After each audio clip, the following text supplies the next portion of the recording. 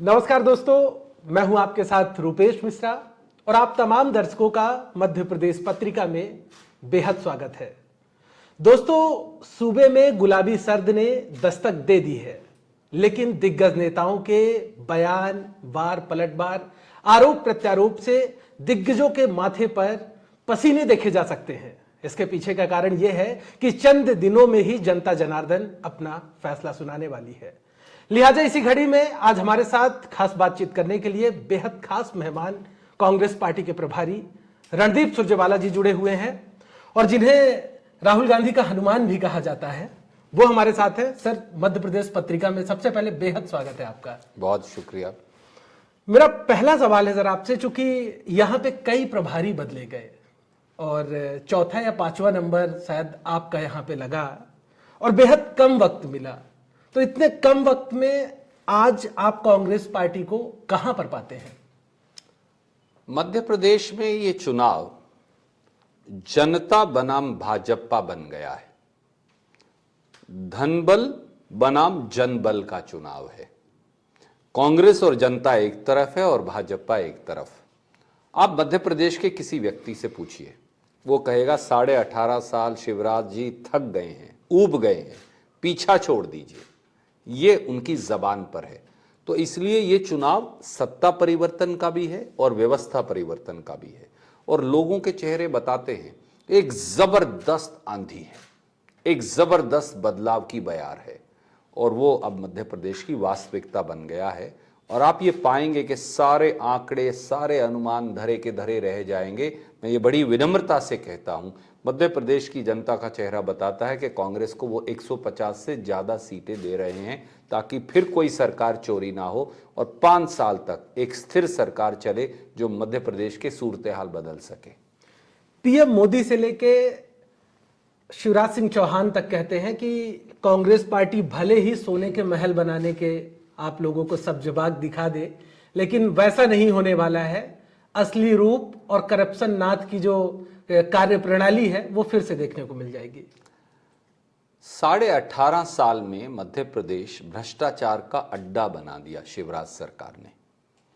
शिवराज जी के बारे में तो अब ये कहते हैं रेडियो गप्पिस्तान, वो है शिवराज सिंह चौहान।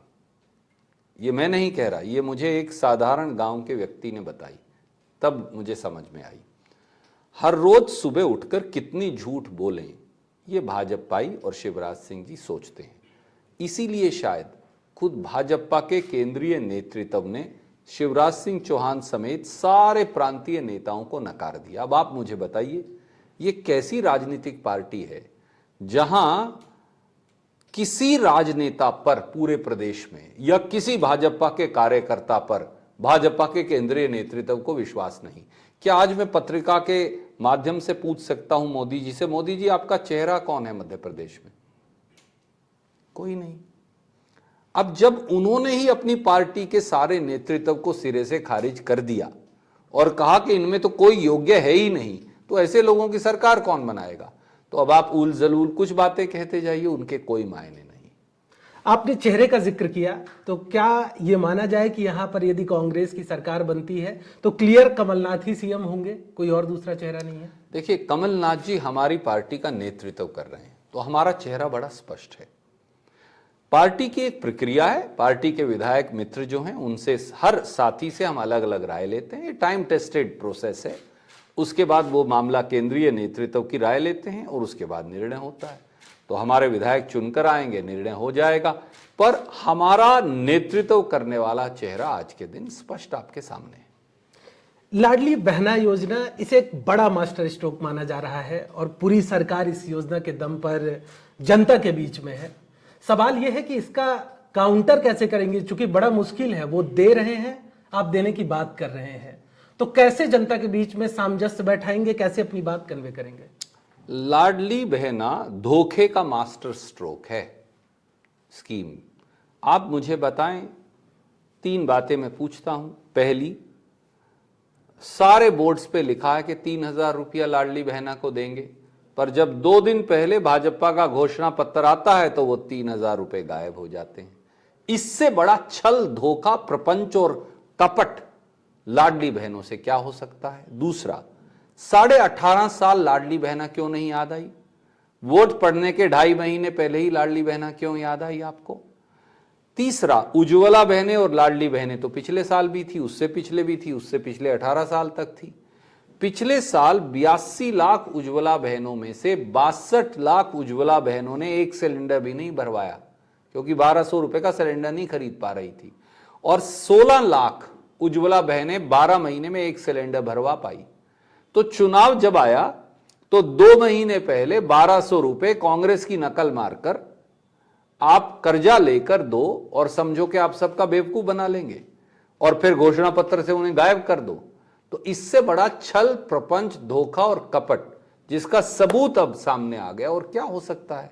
तो ऐसी धोखेबाजी के आधार पर लाडली बहनों को बहकाने वाली स्कीम से हमारी बहनें और महिलाएं नहीं बहकने वाली, क्योंकि उन्हें कांग्रेस के सुरक्षा चक्र पर विश्वास है। कांग्रेस पार्टी बार बार गारंटी शब्द का इस्तेमाल करती है। मैं ये जानना चाहता हूं, ये शब्द आया कहां से और इसके पीछे उद्देश्य क्या है? गारंटी शब्द के पीछे आपने कर्नाटक का चुनाव देखा, आपने हिमाचल का चुनाव देखा। हमने जो गारंटी दी लोगों को वो लागू कर दी। 18 साल इंतजार नहीं किया। हमारी सरकार को बने 90 दिन हुए हैं। 1 करोड़ 25 लाख महिलाओं के खाते में 2000 रुपया जा रहा है। अगर राजस्थान में कांग्रेस ने गारंटी दी कि 25 लाख का बीमा देंगे तो दे दिया। अगर छत्तीसगढ़, हिमाचल प्रदेश और राजस्थान ने कहा कि ओल्ड पेंशन स्कीम लागू करेंगे तो हमारी गारंटी पूरी हुई। अगर छत्तीसगढ़ सरकार ने कहा धान का 2500 रुपया एमएसपी देंगे तो हमने 5 साल से करके दिखाया। गारंटी वो दे सकता है जो खरा उतरे। ये खरा उतरने की गारंटी है और उसके लिए हमारा ये रिकॉर्ड है जो मैं आपको बता रहा हूं। एक बड़ा सवाल यह है रणदीप जी कि जब भी आप किसी काम में जाते हैं तो राह चाहे जितनी आसान हो, लेकिन कुछ ना कुछ चुनौतियां जरूर होती हैं। मध्य प्रदेश में आप क्या चुनौती देख रहे हैं? मध्य प्रदेश में सबसे बड़ी चुनौती थी, हमारे पास 4700 काबिल उम्मीदवार थे और 230 सीट थी। मैंने काबिल शब्द का इस्तेमाल किया। उनमें से हर व्यक्ति एमएलए बनने के लायक है, पर मैं 230 सीट ही दे सकता था 230 लोगों को। उन बाकी सारे लोगों को मोहब्बत की दुकान में प्रेम और इज्जत से गले लगाना एक चुनौती थी। पर मैं उन सब का शुक्रगुजार हूं। आज पत्रिका के माध्यम से कहूंगा कि 99% लोगों ने मां को, कांग्रेस को चुना व्यक्तिगत आकांक्षा से बढ़कर, और इसको हमेशा हम याद रखेंगे। लेकिन कईयों में से इनमें लोगों को यह कहा गया कि जब सरकार बनेगी तो निगम और मंडल में एडजस्ट किया जाएगा। कितनों को एडजस्ट कर पाएंगे? आपने खुद बताया हजारों की तादाद है। देखिए, कांग्रेस का संगठन और दिल दोनों बड़े, और हर व्यक्ति की योग्यता के मुताबिक मध्य प्रदेश की प्रगति का जो रथ है उसमें हम उन सबको हिस्सेदारी देंगे। किसी को खुश करने के लिए नहीं, हमने किसी को खुश करने के लिए कुछ नहीं कहा। कमीशंस हैं, मंडल्स हैं, बोर्ड्स हैं, निगम्स हैं और डिफरेंट पोजीशंस हैं, उन सब का हम इस्तेमाल करेंगे ताकि प्रगति के इस यज्ञ में उन सब की आहुति डल सके। और मुझे लगता है ये किसी पार्टी के लिए भी एक सुखद चीज है। 2018 में ज्योतिरादित्य सिंधिया आपके साथ थे, लेकिन 2023 है वो आपके साथ नहीं है। सवाल ये है कि जो उनके जाने से एक गैप बना है, क्या उस गैप को फुलफिल कर लिया गया है? और कैसे उस गैप को कैसे आप भरेंगे? उस गैप का नतीजा तो आपने नगर पालिका, नगर निगम, जिला परिषद, पंचायत समिति के चुनाव में देख लिया। क्योंकि लोग भगोड़ों को पसंद नहीं करते। देखिए, एक मां है जो पैदा करती है, एक मां है जो आपको राजनीति में सेवा का मौका देती है। जो उस मां को धोखा देकर चला गया एक मंत्री पद के लिए, सत्ता की लोलुपता को सजा दी, इसीलिए लोगों ने, हमने नहीं कुछ कहा।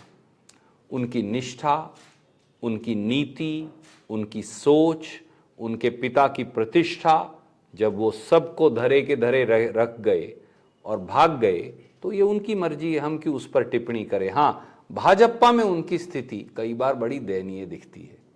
उनसे कहा जाता है कि भाजपा की यात्रा में मत आओ, झगड़ा हो जाएगा।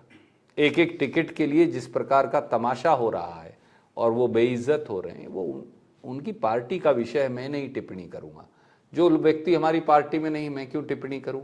हां, कांग्रेस जरूर मजबूत हुई क्योंकि अब हमारे पास वो जमीनी नेता हैं जो आजकल गेहूं जैसे अंकुरित हो रही है ना, वो जमीन से अंकुरित होने वाले नेता हैं, जिनके जैसे गेहूं की एक एक दाना लगता है, तो उसी प्रकार से एक एक दाने से मध्य प्रदेश की प्रगति का रस निकलेगा। एक सवाल यहाँ पे यह भी महत्वपूर्ण है कि आपने ही बयान दिया था जय वीरू का, कमलनाथ और दिग्विजय सिंह को लेके। जय वीरू गब्बर, न जाने कितने किरदार मध्य प्रदेश की सियासत में आ गए। तो वाकई ये जय वीरू की जोड़ी जो है, इनके बीच में आपसी सामंजस्य बैठा हुआ है, क्योंकि बीच बीच में बातें खटपिट की भी आती हैं। देखिए, आप जैसे एक मित्र ने पूछा, तो अब मैं आप जितना जवान तो नहीं हूँ क्योंकि एक दूसरी पीढ़ी में चला गया हूँ, पर उन्होंने कहा कि कैसे डिस्क्राइब करेंगे, तो मैंने सोचा एक बार, तो स्पॉन्टेनियस जो मुझे आया, शोले फिल्म सबसे मशहूर है, तो शोले फिल्म में जय वीरू किरदार थे जो मिलकर गब्बर सिंह गैंग के आतंक से लड़े। यहां भी गब्बर सिंह गैंग है भाजपा का। अब ये मत पूछिएगा कि वहां सांभा कौन है या कालिया कौन, क्योंकि वहां कंपटीशन है इस बात का, तो वो खुद निर्णय कर लें कि कौन सांभा है, कौन कालिया है और कौन गब्बर है। पर एक गब्बर सिंह गैंग है, उससे पीछा छुड़ाने के लिए ये दो दोस्त जो 45 साल से दोस्त हैं, ये जय वीरू जैसी जोड़ी है। मैंने कहा था इनका प्रेम है, सद्भाव है, और वो प्रेम और सद्भाव प्रदेश की प्रगति में काम आएगा, ऐसा मेरा विश्वास है। लेकिन सवाल ये है कि कमलनाथ ने एक बार मंच से कहा था कि गाली खाने की जो पावर ऑफ अटर्नी है वो मैंने दिग्विजय सिंह को दे रखी है। उसके बाद उन्होंने कहा कि जिनको कुर्ता फाड़ना है तो दिग्विजय सिंह का कुर्ता फाड़े। सवाल ये है कि दिग्विजय सिंह कुर्ता फड़वाते रहेंगे, गाली खाते रहेंगे, या यदि सरकार बनती है तो उन्हें भी कुछ मिलेगा? एक और दिग्विजय सिंह जी ने कहा जो आप नहीं बता रहे, उन्होंने कहा कि शायद विष पीने की जिम्मेवारी भी मेरी है। मैं आपको याद दिलाता हूं, देखिए ये मित्रता का अनुपम उदाहरण है। आप एक दूसरे के लिए, ये राजनीति में अब कवायद दिखती नहीं है कि आप एक दूसरे के इतने घनिष्ठ हो, इतने नजदीक हो, राम लखन की जोड़ी हो, रोमियो जूलियट जैसी जोड़ी हो, फिर आप कहेंगे एक और किरदार की मैंने चर्चा की, कि एक दूसरे के लिए किसी हद तक कोई कुर्बानी करनी पड़े तो करें। अब ये आप वो दोनों खुद ही कह रहे हैं, मुझे तो कहने की जरूरत नहीं। महत्वपूर्ण बात यह है कि वो दोनों मिलकर, और हमारे पास कितना और अच्छा बेहतरीन नेतृत्व है, पचौरी साहब, अरुण यादव जी, अजय सिंह राहुल जी, और देखिए ना कितना युवा नेतृत्व हमारे पास, कमलेश्वर पटेल जी, जीतू पटवारी जी, ओमकार मरकम जी, उमंग सिंगार जी, जयवर्धन सिंह जी, इतना बेहतरीन नेतृत्व कांग्रेस के पास है कि इन दोनों के साथ साथ एक और पूरा नेतृत्व हमने तैयार करके खड़ा किया है, और ये सब सक्षम हैं इस प्रदेश को चलाने में। आपने सीएम की रेस में कई नाम अभी जोड़ दिए, अपने से आपने खुद ने बताया, आगे लोकसभा चुनाव है, तो सवाल यहाँ पे ये है कि क्या तमाम समीकरण साधने के लिए क्या डिप्टी सीएम का फॉर्मूला भी यहाँ पे इजाद किया जा सकता है यदि सरकार बनती है? तो पेश इसका निर्णय पार्टी करेगी, मैं नहीं कर सकता। पार्टी के अध्यक्ष माननीय खड़गे साहब करेंगे, राहुल जी करेंगे। महत्वपूर्ण बात यह है, अगर आपके समाचार पत्र में आप जैसे नौजवान को मौका ना मिलता और केवल एडिटर ही सब कुछ करते, तो आप और मैं आज ये साक्षात्कार ना कर रहे होते। इसलिए ये जरूरी है कि अगली पीढ़ी, पिछली पीढ़ी जो है, अगली पीढ़ी को बढ़ावा दे। जब आपने बात की तो मैंने बताया, देखिए ना वहाँ कितने थके हुए लोग हैं। वहाँ नरेंद्र सिंह तोमर जी हैं, नरोत्तम मिश्रा हैं, फगन सिंह कुलस्ते हैं, ये जगह ही नहीं खाली कर रहे अगली पीढ़ी के लिए। वहाँ हमने तो सबको मौका दे दिया, सबको मंत्री बनाया, सबको प्रदेश की प्रगति में हिस्सेदार बनाया, और इनमें से हर व्यक्ति, और मैं तो आपको 1 दर्जन का नाम ले पाया, 5 दर्जन नाम तो अभी मेरे जहन में है। वो सब व्यक्ति इस प्रदेश को चलाने के लायक है। जिस पार्टी के पास इतना बेहतरीन नेतृत्व हो, वो प्रदेश की प्रगति में 4 चांद क्यों नहीं लगा पाएगी? रणदीप जी, यहाँ पे तो आपने मध्य प्रदेश के परिप्रेक्ष्य में ये बात कही, लेकिन आप राजस्थान जाएंगे तो राजस्थान में तो ये बात कही जाती है कि युवा को मौका नहीं मिल रहा है।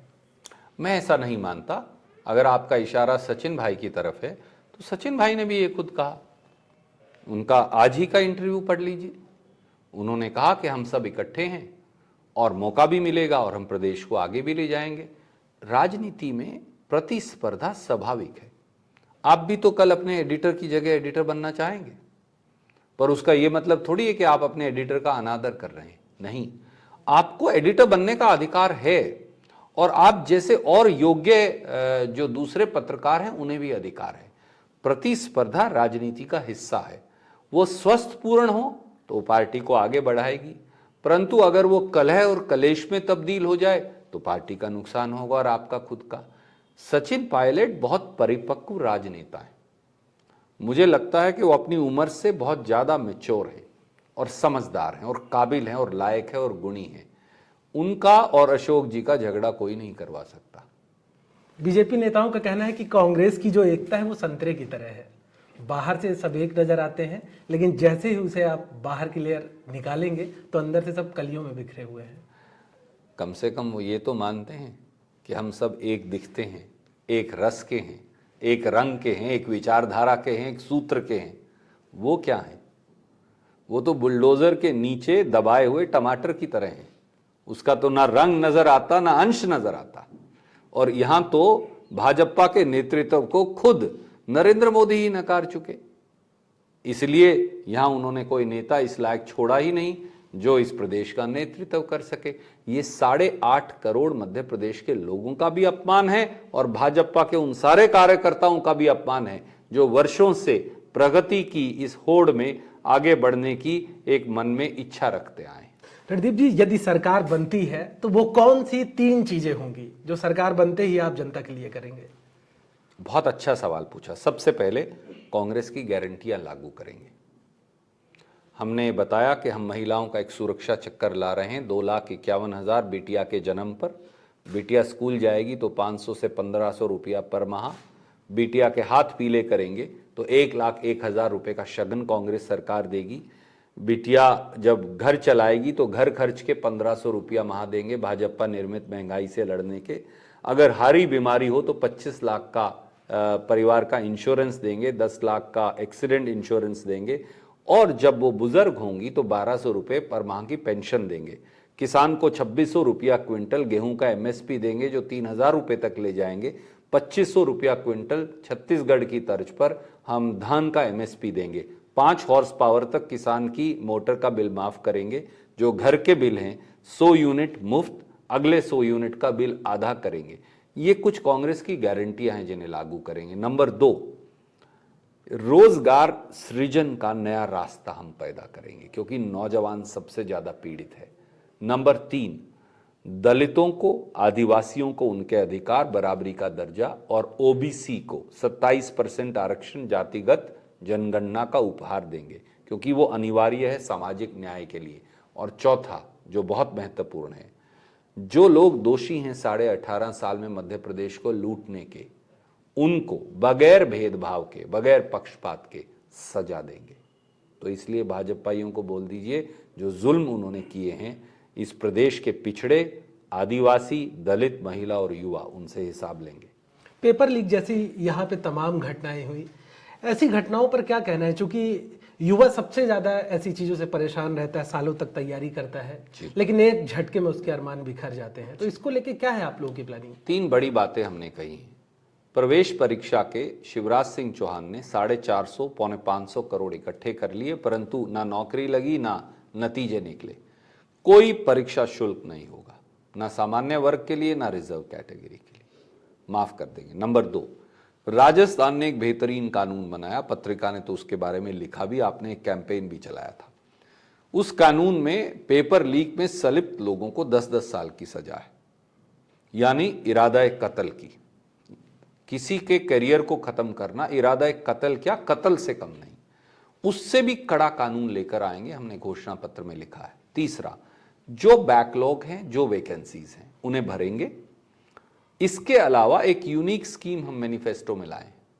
उदाहरण के तौर पर गांव की गांव में गरीब को नौकरी, हमने ये कहा है कि पंचायत के माध्यम से हम 28,000 ग्राम पंचायत हैं तो 5 के हिसाब से लगभग 1.25 लाख लोगों को वहीं काम देंगे, उन्हें गांव से बाहर ही ना आना पड़े, तो गांव में भी रहे, परिवार की देखभाल भी की, काम भी वहीं मिल गया। पंचायत के माध्यम से पैसा मध्य प्रदेश की कांग्रेस सरकार देगी। ऐसे ही पंचायत को चलाने के लिए कुछ और लोगों की नियुक्ति के लिए हम पैसा देंगे, तो उनको भी गांव में काम मिल गया। तो गरीब लोगों के लिए लगभग 2 लाख नौकरियां तो ऐसे ही हो जाएंगी, 2-2.5 लाख आपके पास वैकेंसी हैं, तो 5 लाख पद तो सरकारी या अर्ध सरकारी भरने का एक ये तरीका है, और 25 लाख नौकरियों का सृजन करेंगे, तभी मध्य प्रदेश के नौजवान के लिए रास्ता मिल पाएगा। मेरा एक यहाँ पे अहम प्रश्न है कि लगातार बोल रहे थे कि अब ईडी की एंट्री होने वाली है मध्य प्रदेश में, अब इनकम टैक्स की एंट्री होने वाली है, क्योंकि राजस्थान में पीसीसी चीफ है गोविंद सिंह डोटासरा, उनके यहाँ पे ईडी की टीम पहुंची, तो अब तो संतुष्टि है ना कि अभी तक कुछ नहीं हुआ, तो अब सब ठीक है। नहीं, ले आए ईडी, इनकम टैक्स वगैरह तो आए हुए हैं। सवाल ये है कि जब कांग्रेस के पास ना काला धन है, ना कांग्रेस के पास कुछ गलत है, तो किसको पकड़ के ले जाएं? सारा पैसा तो बीजेपी वालों के पास है, तो वही लेन देन कर रहे हैं। अब वो पता नहीं ईडी इनकम टैक्स की वाहनों का इस्तेमाल तो नहीं कर रहे, पर ये सच मानिए, प्रजातंत्र को खरीदा नहीं जा सकता। सच सत्य को, जैसा गांधी जी कहते थे, परेशान किया जा सकता है, पराजित नहीं।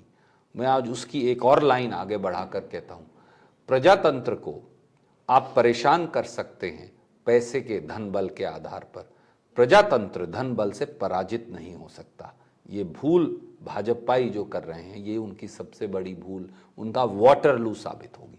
भाजपा का कहना है यहाँ कांग्रेस की सरकार बनी तो करप्शन नाथ, बंटाधार और दिल्ली दरबार 3 की चलेगी, बाकी किसी की नहीं चलने वाली।